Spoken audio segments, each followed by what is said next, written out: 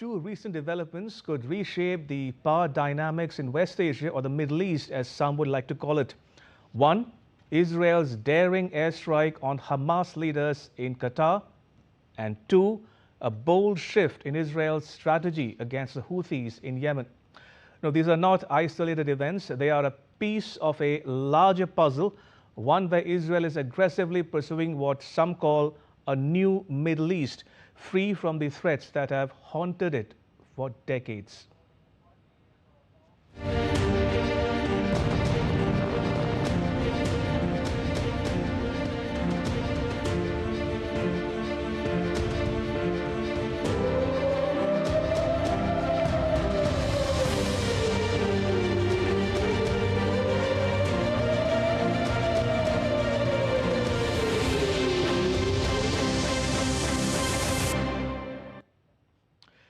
It's been nearly 2 years since the 7th October 2023 Hamas attacks in Israel, which killed more than 1,200 people, mostly civilians.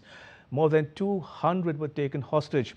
The attacks shattered the fragile calm and ignited a war in Gaza, which has claimed more than 64,000 Palestinian lives.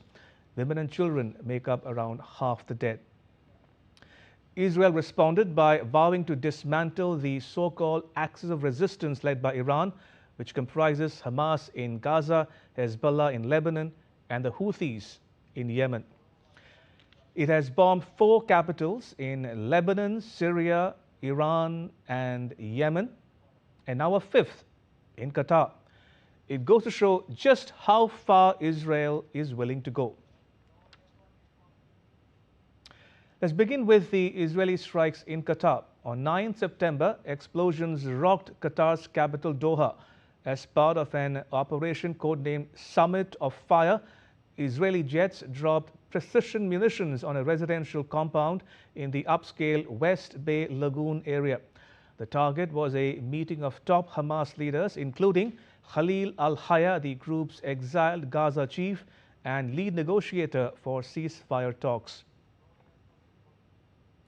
A lot of planning would have gone into the execution of these strikes. Israel knew that the Hamas leaders were in Doha discussing a US-sponsored ceasefire proposal. So the Israeli intelligence would have been tracking the Hamas delegation for weeks.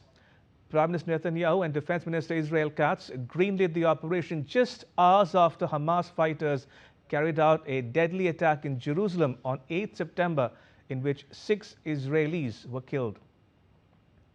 The jets took off from bases in Israel, flew low to evade radar, and struck within seconds, all 10 bombs hitting their mark. Israel called it a quote-unquote precise strike, but apparently it missed the intended targets and killed 6 others instead. Al-Hayya's son, his office manager, 3 other Hamas affiliates, and a Qatari security officer. An unspecified number of civilians were injured too. After all, the neighborhood is full of expat families and embassies. Incidentally, the attack site is located barely 2 kilometers from the hotel where US President Donald Trump stayed when he visited Qatar in the month of May. Was the operation successful? Now, that's a question that Trump asked Netanyahu too. Netanyahu's answer, according to the Wall Street Journal, was, "I don't know." But Hamas claims that its senior leaders, including al-Hayya, survived the Israeli attacks. The group called it a failed assassination. For his part, Netanyahu took full responsibility for the strikes. He said it was entirely an Israeli operation, and he justified it by saying that the strikes were aimed at those who were behind the 7th October 2023 massacre. Israel accuses al-Hayya, who took over after Ismail Haniyeh's assassination in Tehran last year, of stalling the ceasefire talks and prolonging the war. Now, Israel might have missed the target, but they delivered the message loud and clear that Hamas's political wing, once untouchable in Doha, is not safe anywhere. The psychological blow of Israel hitting the heart of Hamas's command structure abroad is massive, and of another order of magnitude. There was a time when Jews could be murdered with impunity. But since the founding of the State of Israel, those days are over. The backlash was swift. Qatar called it a cowardly act and a violation of its sovereignty. Now, Qatar's predicament is understandable. It is a U.S. security partner, a major non-NATO ally, and home to the largest U.S. military base in West Asia.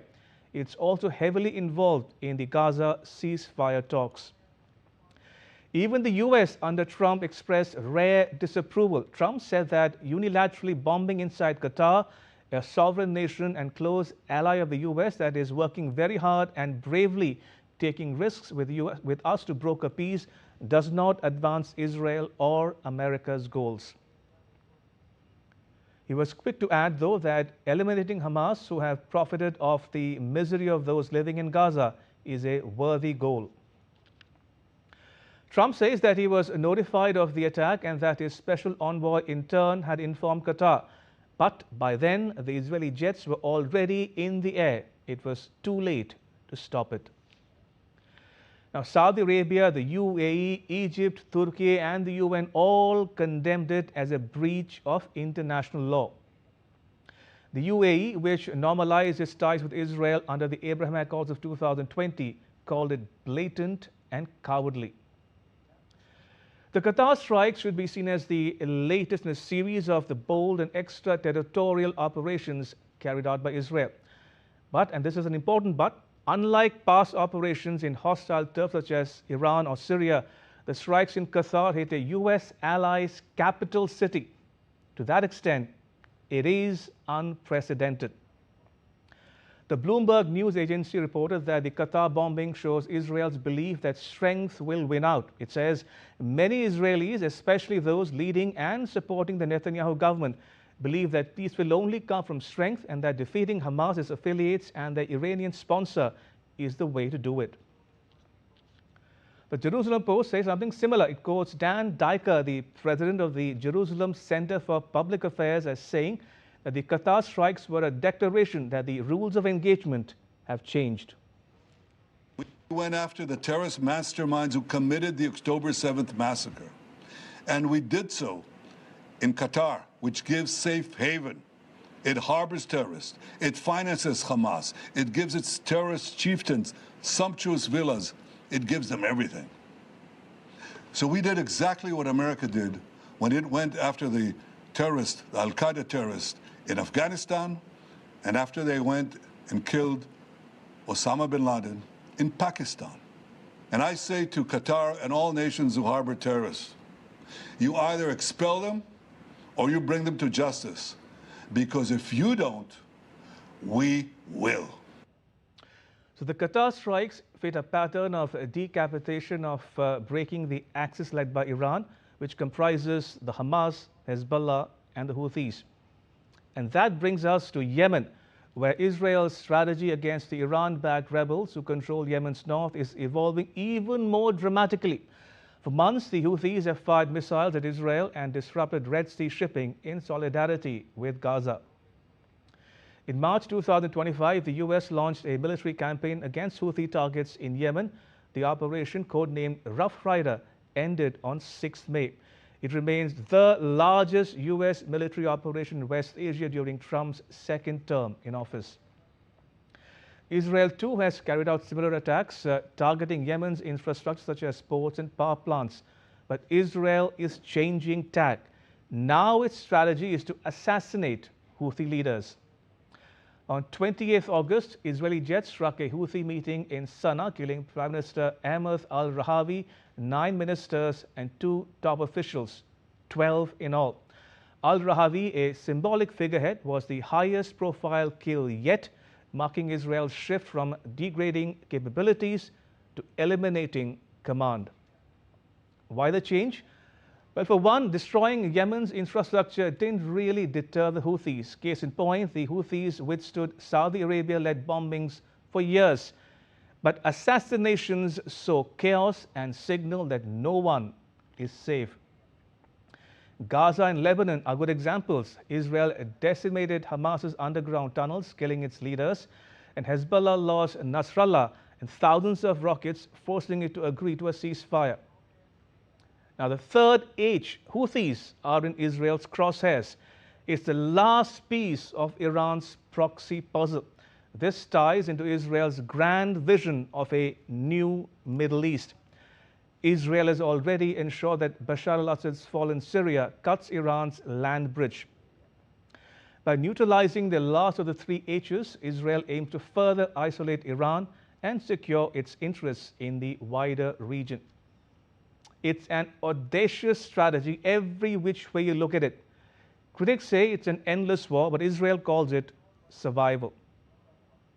Israel Defense Minister Israel Katz has vowed to inflict biblical plagues on Yemen's Houthis. He invoked the 10 disasters that the book of Exodus says were inflicted on Egypt by the Hebrew God to convince the pharaohs to free the enslaved Israelites. But the question is, will any or all of this, the unprecedented Israeli strikes against Hamas leaders in Qatar and the shift in Israel's strategy against Houthis in Yemen, forge peace or ignite a war? In this high-stakes game, will Israel be able to arrange the last piece of the jigsaw puzzle that is the new Middle East? Watch this space.